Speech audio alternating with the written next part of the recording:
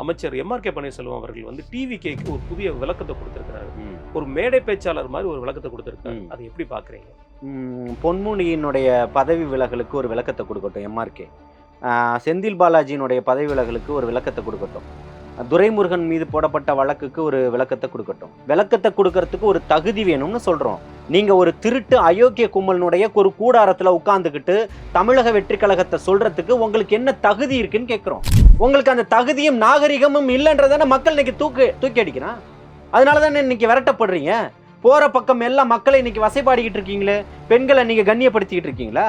நீங்க எல்லாம் பேசலாமா? அப்போ 2 தினங்களுக்கு முன்பு கோவணன் அவர்கள் நீங்க பார்த்திருப்பீங்க, மிகப்பெரிய மது போராளி. மிகப்பெரிய மது போராளின்னு சொன்னீங்க ஆரம்பிக்கும் முன்னாடி. எந்த மது கடையை மூடி இருக்கு? அவர் எந்த மது கடையும் மூடல. கோவணனுக்கு எங்கெங்கிறதெல்லாம் பணம் வந்துகிட்டு இருக்கு தெரியுமா? யார்கிட்ட எல்லாம் தொடர்புகள் இருக்கு தெரியுமா? ஆளும் கட்சியில இருந்து எவ்வளவு பணம் வாங்கி இருக்கிறாரு தெரியுமா? மூடு டாஸ்மாக மூடு, நான் பாடுறேன் வா. இன்னைக்கு உனக்கு தகுதியும் திராணியும் திறமையும் இருந்ததுன்னா சட்டமன்றத்தினுடைய தலைமைச் செயலகத்தினுடைய வாசல்ல நின்று பாடுறதுக்கு நான் தயாரா இருக்கேன். பாடுவோம். நான் கைதாகிறதுக்கு தயாரா இருக்கேன். நீ தயாரா?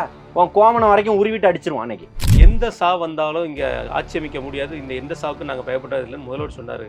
ஒரு தம்பி த்ரிஷாவை கூட்டு வராப்ல அப்படிங்கிற மாதிரி ஒரு கொச்சையா பேசியிருக்கிறாரு. இல்ல, அதை தான் சொல்றேன். எந்த சா வந்தாலும் எதுக்கு கொடை எடுத்துட்டு ஓடுனீங்க? அப்பனும் பிள்ளையும் போனீங்களா இல்லையா?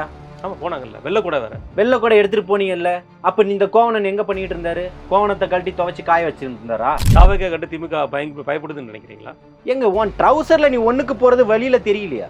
வடிஞ்சு ஓடிக்கிட்டு இருக்குது. இங்க நீ பயத்தின் எல்லாம் நீ மோண்டுகிட்டு இருக்கேன்னு சொல்றோம்.